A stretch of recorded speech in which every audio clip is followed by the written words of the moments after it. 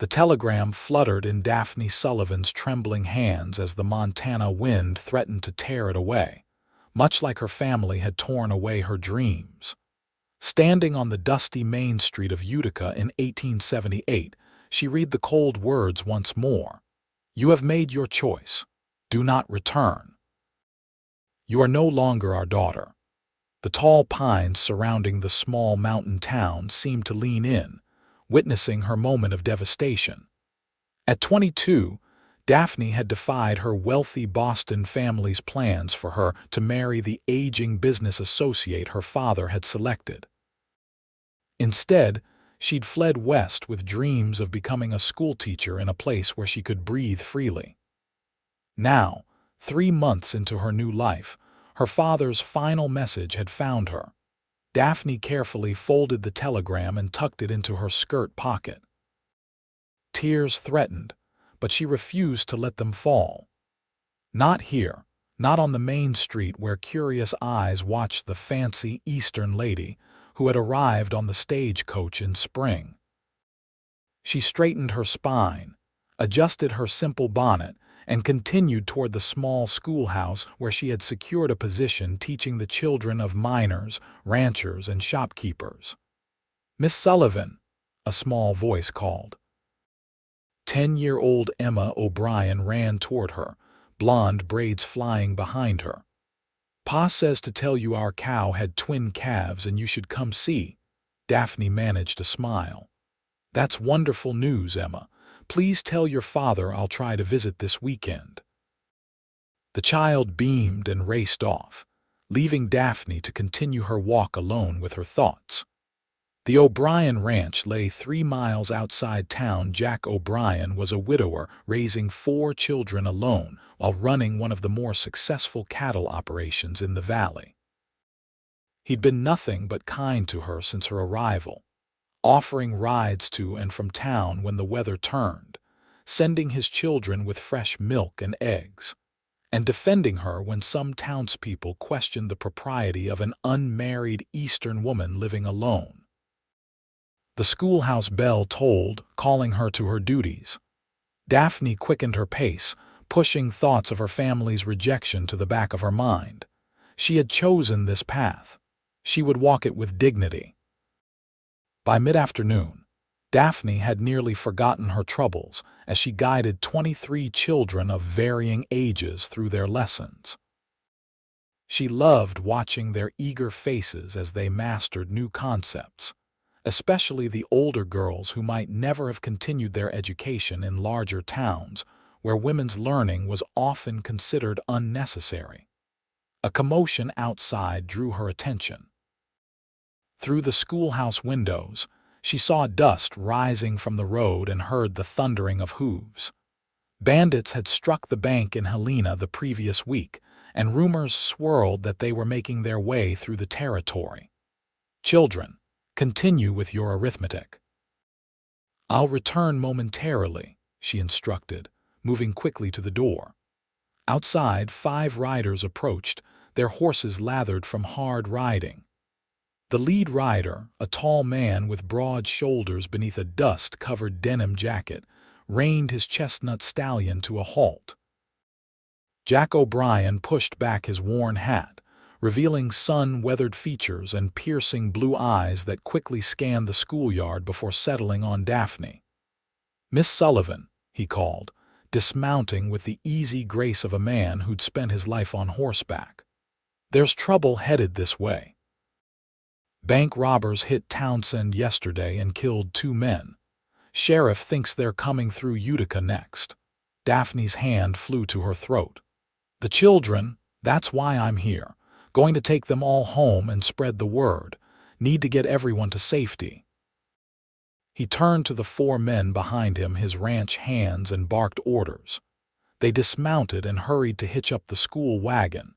Daphne hurried inside, maintaining a calm facade as she instructed the children to gather their things.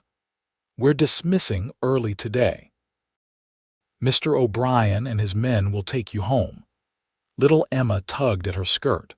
"Are you coming with us, Miss Sullivan?" Before Daphne could answer, Jack appeared in the doorway. Miss Sullivan will be staying at our ranch tonight. Too dangerous for her to be alone in town." Mr. O'Brien, I couldn't possibly impose. His expression brooked no argument. "It's not an imposition. It's common sense. You'll stay with us until this danger passes." Within 30 minutes, the children were loaded into the wagon and on horseback behind Jack's men. Daphne found herself perched behind Jack on his stallion, clutching his waist as they thundered toward the O'Brien ranch. Her heart raced from both fear of the approaching danger and the unfamiliar closeness to this man who smelled of leather, pine, and honest work. Jack's ranch sprawled across a verdant valley. The main house, a substantial 2-story structure built of sturdy logs with a stone foundation. A barn, bunkhouse, and various outbuildings completed the homestead, all showing signs of careful maintenance. As they approached, Daphne saw smoke rising from the chimney and a gray-haired woman emerged onto the porch. "That's Martha," Jack explained as they dismounted. "My mother's cousin. She came to help after my wife died, raises the children while I work the land." Martha hurried forward. "Jack." The sheriff rode by, said there's trouble coming. Already ahead of it. Got all the school children home safe. Miss Sullivan will be staying with us tonight. Martha's weathered face creased with a warm smile. "Of course she will. I'll prepare the guest room." Jack's eldest son, 13-year-old Samuel, took charge of the horse while Jack ushered Daphne inside. The home's interior surprised her. Bookshelves lined one wall, filled with volumes of poetry, history, and science. Simple but beautiful handmade furniture filled the rooms, and colorful quilts added warmth to the space. "Your home is lovely," Daphne said, removing her bonnet. "Sarah, my late wife, made it this way," Jack replied, his voice softening. "Been 5 years since the fever took her, but we try to keep things as she would have wanted." Emma and her 2 brothers, 11-year-old Thomas and 7-year-old Michael, burst in through the back door, chattering about showing Miss Sullivan the new calves. Jack silenced them with a gentle word. "There's danger coming. You all need to stay close to the house tonight. Miss Sullivan is our guest, so mind your manners." That evening, after a hearty meal of venison stew and freshly baked bread, Daphne found herself on the porch with Jack, watching the sunset paint the mountains gold and crimson. The children had been put to bed, and Martha had retired to her room with her knitting. "Thank you for your hospitality," Daphne said softly. "I admit I was frightened when you arrived at the school." Jack leaned against the porch railing, his profile strong against the fading light. "It's what neighbors do out here, look after each other." "I'm still learning the ways of the West," she admitted. "In Boston, neighbors barely acknowledged each other's existence." "Is that why you left? To find something different?" Daphne hesitated, then reached into her pocket for the telegram. She handed it to him, watching as he read the cold dismissal from her family. "They wanted me to marry a man 40 years my senior," she explained. "A business associate of my father's. When I refused and expressed my desire to teach, they gave me an ultimatum. Today I received their final word." Jack carefully refolded the telegram and returned it to her. "Their loss," he said simply. "I beg your pardon. Any family that would discard a daughter for wanting to choose her own path doesn't deserve her." His blue eyes met hers directly. "You're doing honorable work here. These children need education, especially the girls. My Emma wants to be a doctor someday, and I won't have anyone telling her she can't." Daphne felt a lump in her throat. "That's progressive thinking, Mr. O'Brien." "Jack," he corrected. "And it's not progressive, it's practical. These mountains don't care if you're a man or woman when winter comes. Everyone needs to be capable." Their conversation was interrupted by the distant sound of hoofbeats. Jack straightened immediately, his hand moving to the rifle propped against the wall. "Get inside," he said quietly. "Wake Martha and tell her to take the children to the root cellar." Heart pounding, Daphne rushed to obey. Within minutes, Martha had the sleepy children hurrying down the hidden trapdoor beneath the pantry floor. Daphne started to follow them. "No," Martha said firmly. "Jack might need help.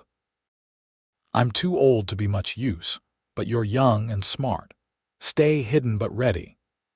Before Daphne could protest, Martha descended with the children and pulled the trapdoor nearly closed, leaving just enough space for Daphne to see and hear what happened in the house.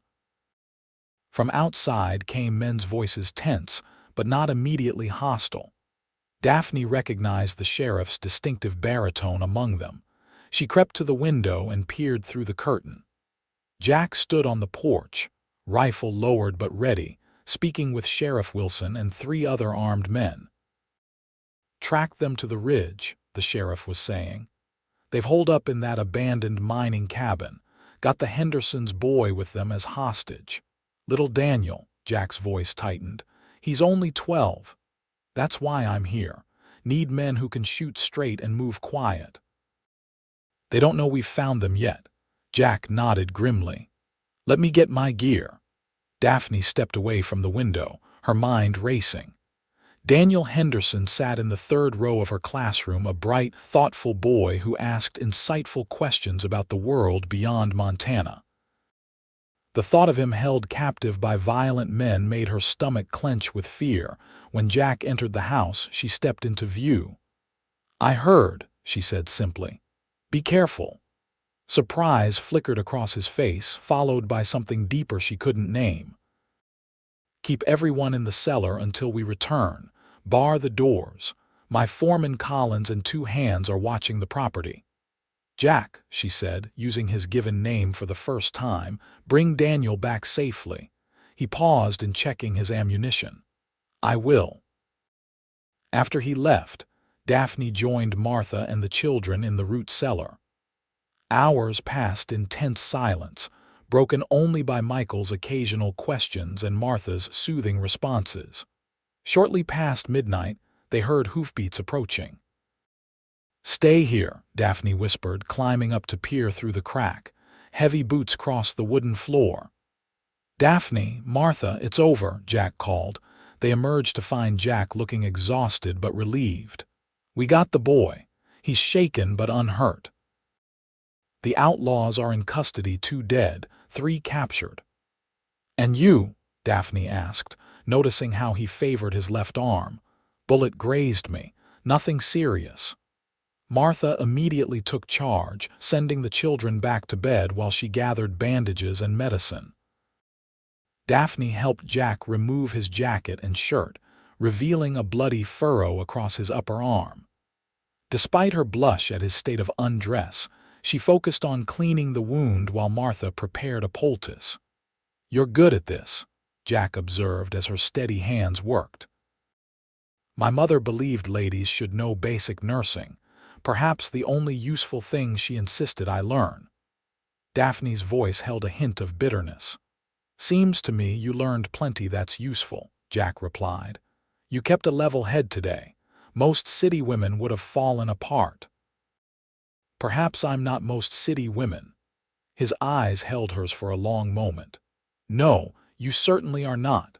After his wound was dressed, Jack insisted on checking the property once more before retiring. Daphne found herself unable to sleep, the day's events replaying in her mind. Near dawn, she crept downstairs for a cup of tea and found Jack at the kitchen table, similarly sleepless. "Does it hurt badly?" she asked, nodding toward his arm.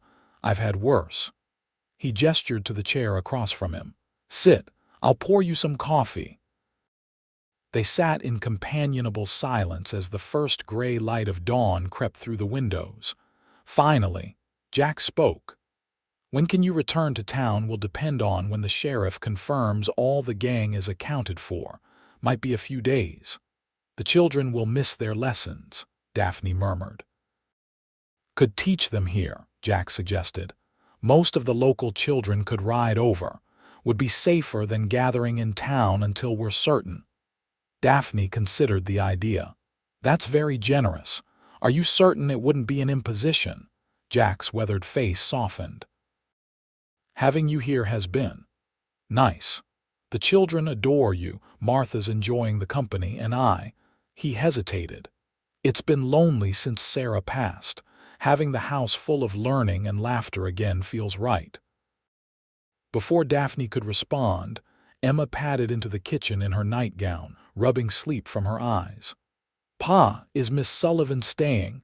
Jack looked questioningly at Daphne. She smiled at the hopeful child. "For a few days, at least. Your father has kindly offered to let me teach lessons here until it's safe to return to town." Emma's face lit up. "Can Miss Sullivan stay forever, Pa?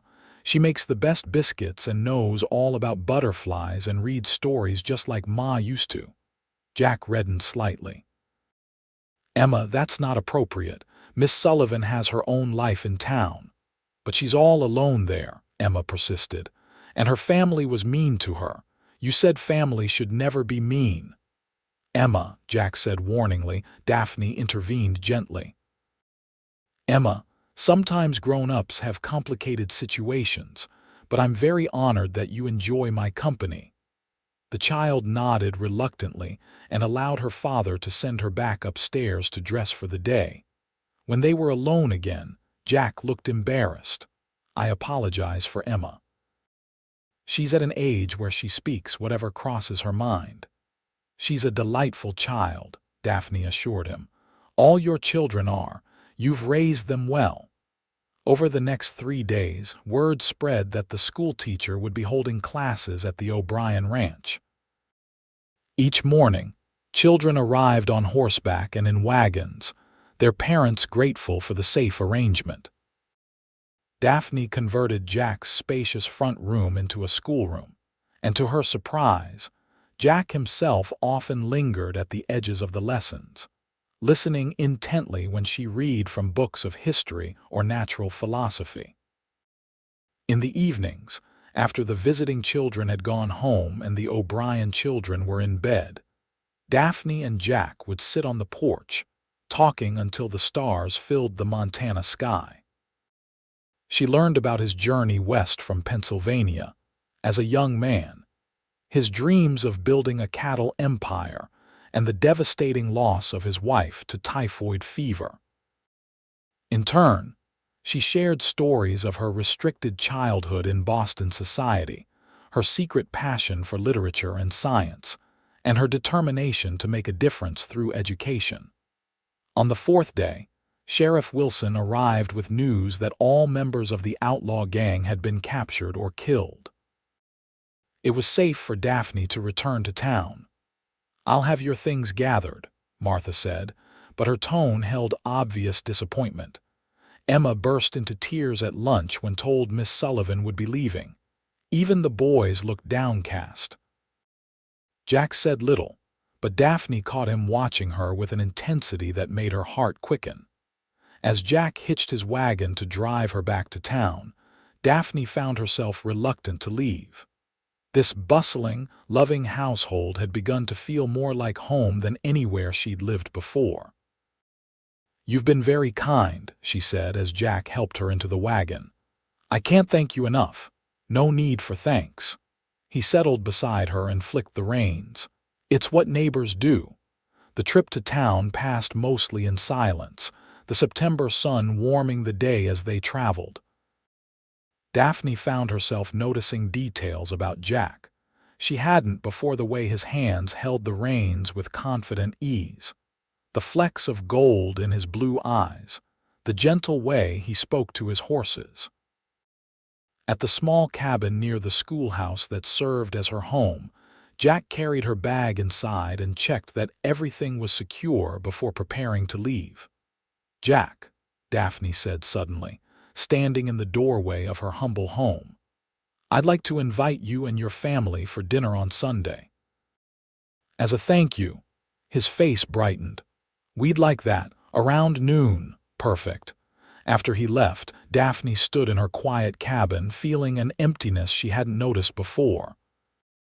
She busied herself preparing for the next day's lessons, but her thoughts continually drifted to the O'Brien family, to Jack's quiet strength and his children's exuberance. When Sunday arrived, Daphne rose early, spending hours preparing a special meal. She'd baked fresh bread, roasted a chicken, and made an apple pie with fruit from the tree behind her cabin. At precisely noon, she heard the O'Brien wagon approaching. The children tumbled out, bearing wildflowers they'd picked along the way. Martha brought a jar of preserved peaches, and Jack carried a small wooden box that he presented somewhat nervously. "The children and I made something for you," he explained as Daphne opened it. Inside lay a beautifully crafted wooden nameplate for her desk at the schoolhouse, intricately carved with her name and small designs of books and flowers. "Jack made it, but we helped sand it and polish it," Emma announced proudly. "It's beautiful," Daphne whispered, genuinely touched. "Thank you all." The meal passed with lively conversation and laughter. Afterward, Martha and the children explored Daphne's small garden while Jack helped her wash the dishes, a task Daphne had never seen a man undertake before. "You have a nice home here," Jack commented, drying a plate with careful hands. "It's simple, but it suits me." She handed him another plate. "Though I must admit, after staying at your ranch, it feels rather quiet." Jack set down the dish towel and turned to face her. "Daphne," he said, his voice low and serious, "I've been wanting to ask you something." Her heart skipped. "Yes, the children miss you terribly. Emma hasn't stopped talking about you since you left." He took a deep breath. "I was wondering if you might consider giving them lessons after school sometimes. Extra tutoring, especially for Emma. She's so bright and I want to encourage her dreams."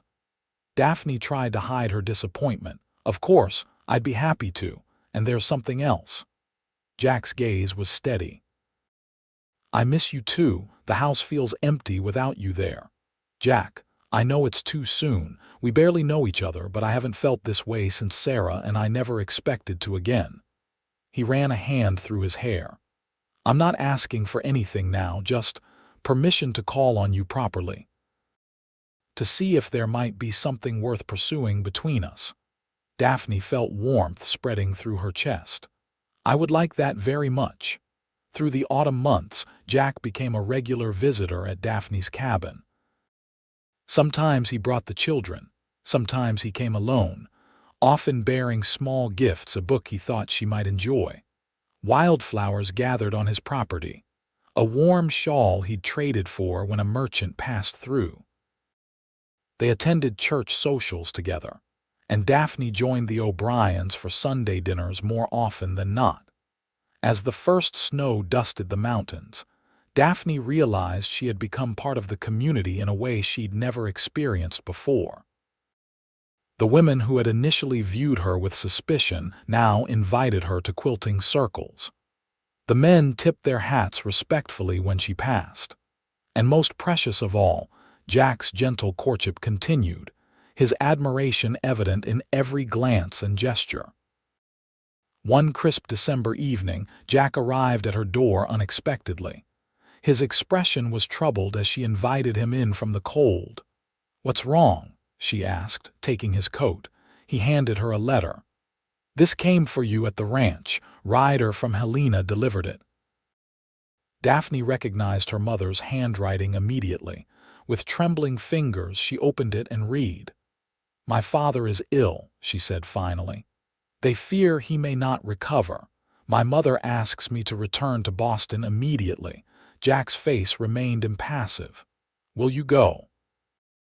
Daphne sank into a chair, conflicting emotions warring within her.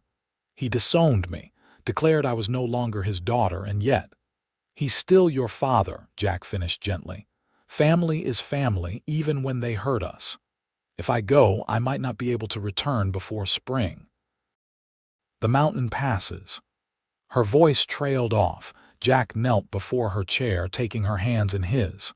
"Daphne, listen to me. If you need to make peace with your family, you should go. Your position at the school will be waiting. The town council already agreed. You spoke to them." as soon as I received the letter. They'll hire Mrs. Peterson as a temporary replacement. She taught before she married."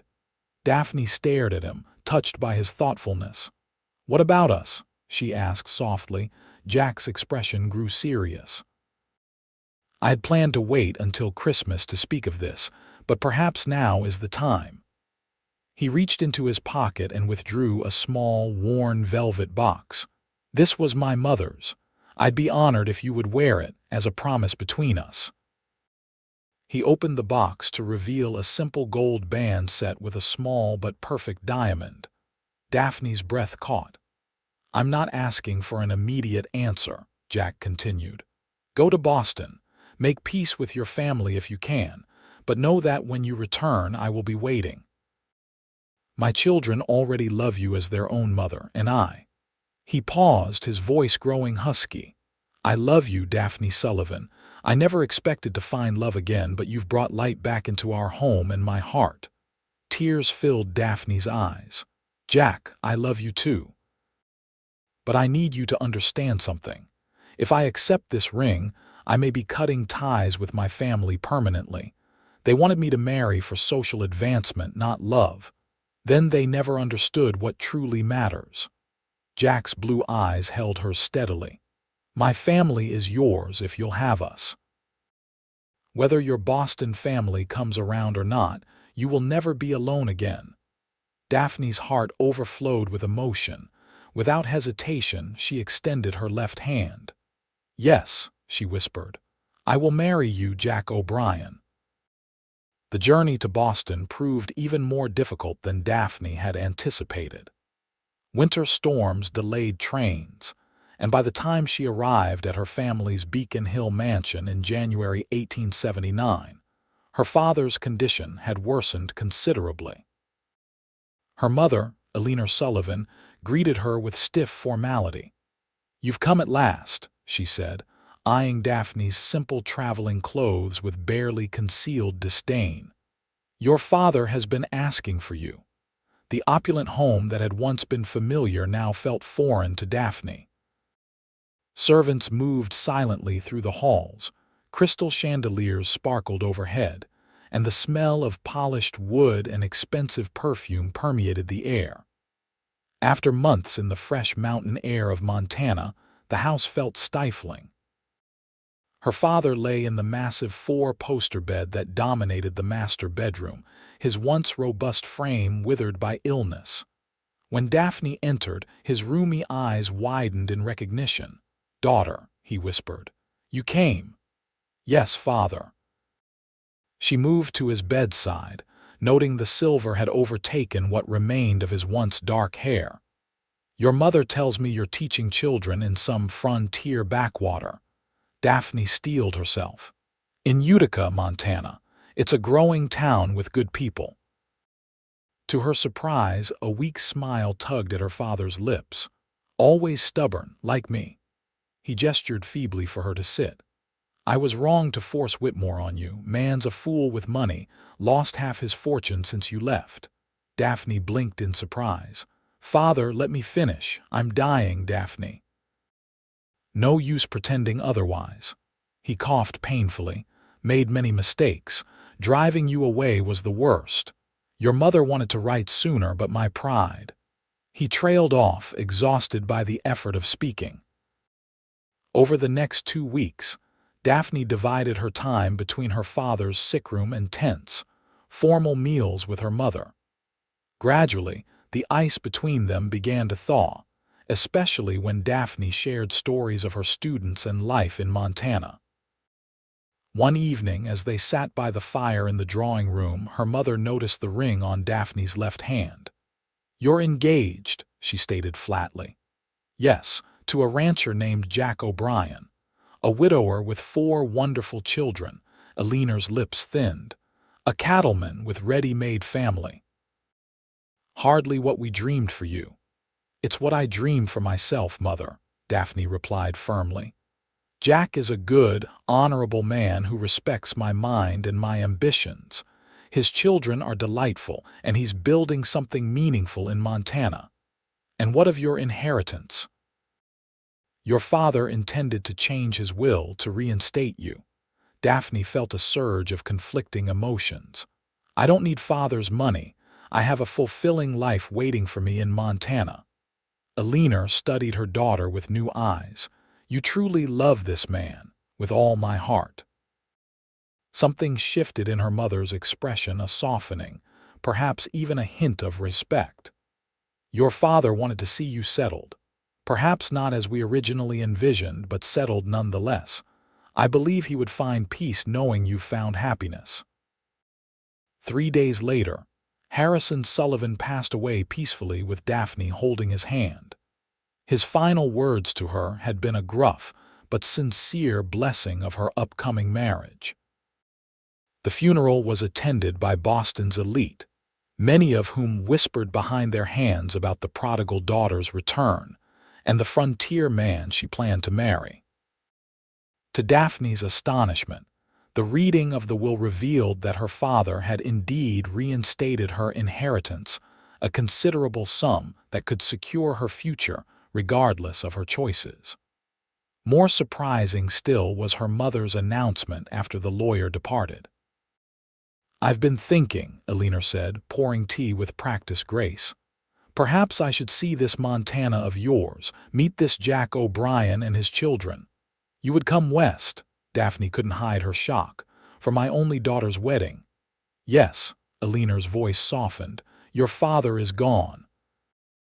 All I have left is you, Daphne. I may not understand your choices, but I don't wish to lose you again. By early April, the mountain passes had cleared enough for travel. Daphne returned to Utica accompanied by her mother and trunks of belongings she'd never expected to see again. The train journey gave them time to rebuild their relationship, with Eleanor asking increasingly genuine questions about Montana life and Daphne's future plans. Jack and the children were waiting at the station when they arrived, the children holding hand-painted welcome signs.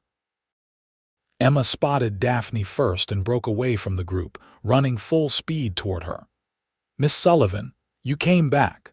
She threw her arms around Daphne's waist.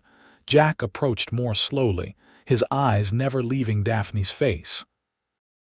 When he reached her, he took her hands in his, seemingly oblivious to the curious stares of other passengers.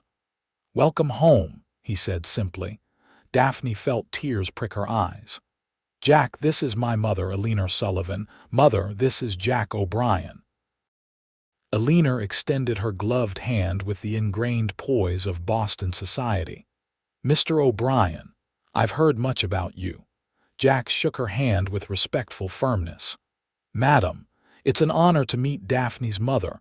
We're mighty pleased you've come all this way. Eleanor's appraising gaze took in Jack's clean but well-worn clothes, his sun-weathered face, and the obvious adoration with which he regarded her daughter. Something in her expression softened.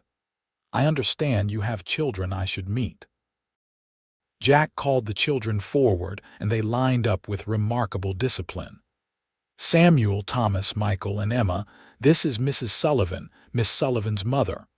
The boys bowed awkwardly while Emma attempted a wobbly curtsy. Are you going to be our grandmother? She asked innocently. Eleanor looked startled but recovered quickly. I suppose I am. In the days that followed, Eleanor Sullivan experienced ranch life firsthand. Rather than recoiling from the rustic conditions as Daphne had feared, her mother displayed surprising adaptability. She helped Martha in the kitchen, listened attentively to the children's stories, and even accompanied Jack on a tour of the property, returning with genuine interest in his breeding program for stronger cattle. Your Jack is a remarkably intelligent man, Eleanor commented to Daphne one evening as they sat on the porch. His business sense is quite impressive. With the right investments, this operation could double in size within 5 years. Daphne smiled. He has big dreams for the ranch. He wants to leave a legacy for the children. Your inheritance could help achieve that, Eleanor observed, though I suspect he's too proud to accept it readily. We haven't discussed it yet. There's been so much happening with planning the wedding. The wedding was set for the first Saturday in May, when the wildflowers carpeted the valley in brilliant colors. The entire town of Utica planned to attend, along with ranchers from surrounding properties, and even the circuit judge who would perform the ceremony. 2 nights before the wedding, Daphne found Jack alone in his study, poring over ledgers by lamplight. She knocked softly on the open door. "May I join you?" He looked up with a smile that still made her heart race. "Always."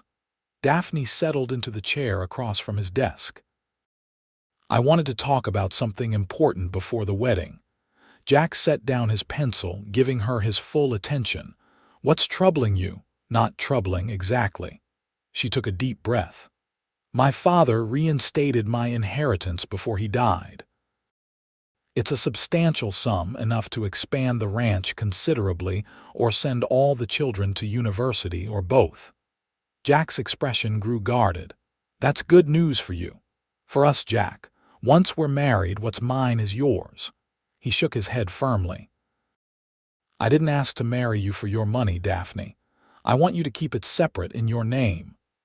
But the opportunities for the children, I'll provide for my children," he said, more sharply than she'd ever heard him speak.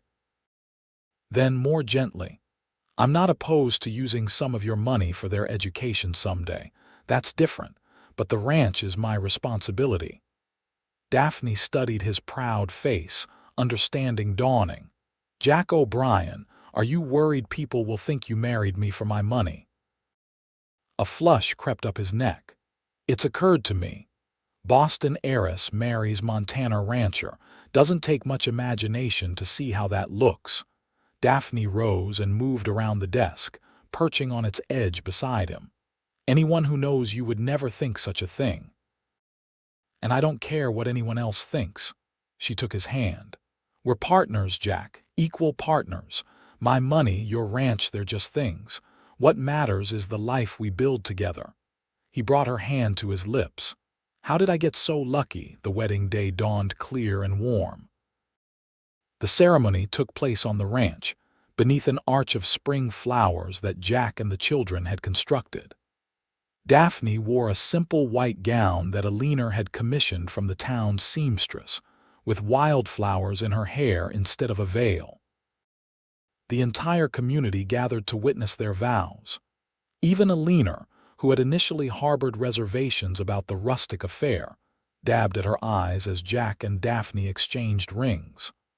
"I, Jack, take you, Daphne, to be my wife," he said, his voice steady and sure. "I promise to cherish your independence and strength, to support your dreams as you have supported mine, and to love you faithfully until my dying day." Daphne blinked back tears as she responded. "I, Daphne, take you, Jack, to be my husband. I promise to stand beside you through all seasons, to help build our home and family with love and respect, and to cherish you as my partner and my heart's companion for all my days." Judge Wilson pronounced them husband and wife, and Jack kissed her with a tenderness that made the assembled crowd cheer. Emma darted forward to hug them both, followed more sedately by the boys. As Jack lifted his daughter into his arms, he looked at Daphne with such joy that her heart felt it might burst. "Mrs. O'Brien," he said, testing the name. "Mr. O'Brien," she replied with a radiant smile. The celebration continued well into the evening with dancing and feasting under lantern light. As darkness fell, Daphne found herself momentarily alone, watching Jack laugh with his ranch hands across the yard. Alina appeared at her side. "He's a good man," her mother said quietly. "I was wrong to doubt your choice." Daphne squeezed her mother's hand. "Thank you for coming, for trying to understand. I've been thinking," Alina continued. "Boston holds little for me now. Perhaps I might spend more time in Montana. Not at the ranch," she added hastily, "but perhaps in Helena, close enough to see my grandchildren grow." Daphne's eyes widened in surprise. "You'd move west, not permanently." but extended visits, perhaps.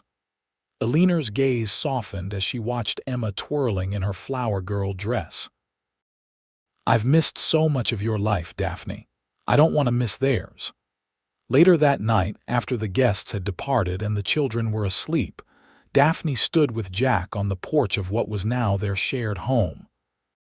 Stars blanketed the vast Montana sky, and the distant howl of a wolf echoed through the valley. "Happy?" Jack asked, his arm around her waist. "Completely." She leaned her head against his shoulder. "I never imagined my life would lead here, but now I can't picture it any other way." "When you first came to town, all proper in your Eastern clothes, I never thought you'd last a month," Jack admitted with a chuckle. Daphne laughed. "I nearly didn't. Remember when I tried to ride that mare of yours? And ended up face first in the mud, how could I forget?" His expression grew serious. "But you kept getting back up. Every challenge, every setback, you faced it with courage. That's when I started falling for you." She turned in his arms. "And when did you know for certain?" "The night of the outlaw trouble, when you stayed to help even though you were scared. You put others first." He brushed a strand of hair from her face. "When did you know?" "When I saw you teaching Samuel to mend fences. You were so patient, explaining why each step mattered. I realized you weren't just raising children, you were raising good people." She smiled up at him. "And I wanted to be part of that." Jack lowered his mouth to hers, kissing her with growing intensity. When they finally parted, both breathless, he whispered, "Welcome home, Mrs. O'Brien." The years that followed brought both joy and challenges to the O'Brien family. Daphne Sullivan divided her time between Boston and Montana, eventually purchasing a small home in Helena, where she could maintain her social connections while being close enough to visit her growing family regularly. Jack and Daphne's first child, a son they named William Harrison O'Brien, arrived the following spring, a sturdy boy with his father's blue eyes and his mother's determined spirit. 2 years later, they welcomed a daughter, Sarah Eleanor, named for both their mothers. The ranch prospered under their joint management.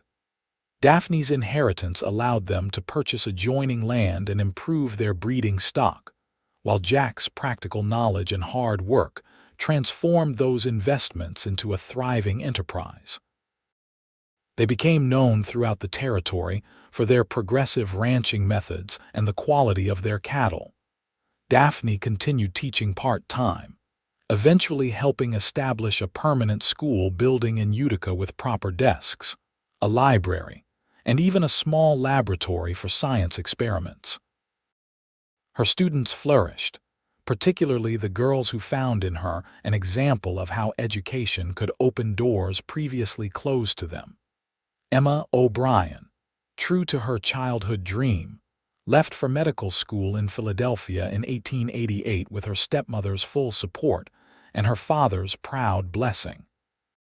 Samuel took increasing responsibility for the ranch operations, while Thomas discovered a talent for law and apprenticed with Judge Wilson. Young Michael showed an aptitude for engineering, designing irrigation systems that transformed parts of the valley. One evening in the summer of 1895, 16 years after their wedding, Jack and Daphne sat on the same porch where they had first begun to know each other. Their younger children played in the yard while William, now 15, helped Samuel with the evening chores. "Letter from Emma," Jack said, handing Daphne the envelope. "Says she's finished her residency, been offered a position at a women's hospital in Denver." Daphne's eyes shone with pride as she read their daughter's neat handwriting. "She wants to come home for a month before she starts. Says she misses the mountains." "Gets that from you," Jack teased. "Never thought I'd raise a doctor." "Never thought I'd raise 6 children on a cattle ranch," Daphne countered with a smile. At 40, her face had acquired the fine lines of a woman who laughed often, and strands of silver had begun to appear in her chestnut hair. "But I wouldn't change a moment of it." Jack, his hair now more salt than pepper but his shoulders still strong from years of ranch work, took her hand in his. The gold band he'd placed on her finger all those years ago gleamed in the setting sun. "Remember when you got that telegram? Your family disowning you," Daphne nodded. "Sometimes it feels like another lifetime. Was thinking about what I said to you back then, about my family being yours." I remember every word. Jack's weather-beaten face creased in a smile. "Never could have imagined then what we'd build together, this family, this life." They sat in comfortable silence, watching the sunset paint the mountains gold and crimson. From inside came Martha's call that dinner was ready, and the sounds of their children responding. The ranch dogs barked at returning riders Samuel and William bringing the horses in from pasture. "My father thought he was punishing me," Daphne said softly, "cutting me off from everything I knew. But he actually set me free to find everything I never knew I needed." Jack lifted their joined hands and pressed a kiss to her fingers. "Reckon some paths choose us, rather than the other way around." Daphne leaned her head against his shoulder, feeling the solid strength that had supported her through childbirth and blizzards, through drought years and abundant harvests. "I chose this path," she whispered, "and I'd choose it again every time." As stars began to appear in the darkening sky, they rose together to join their family inside, leaving the porch to the symphony of cricket song and distant lowing of cattle. The mountain breeze carried the scent of pine and sage through the valley, the scent of home, of the life they had built together in this wild, beautiful land where Daphne Sullivan O'Brien had found not just a family, but her true self.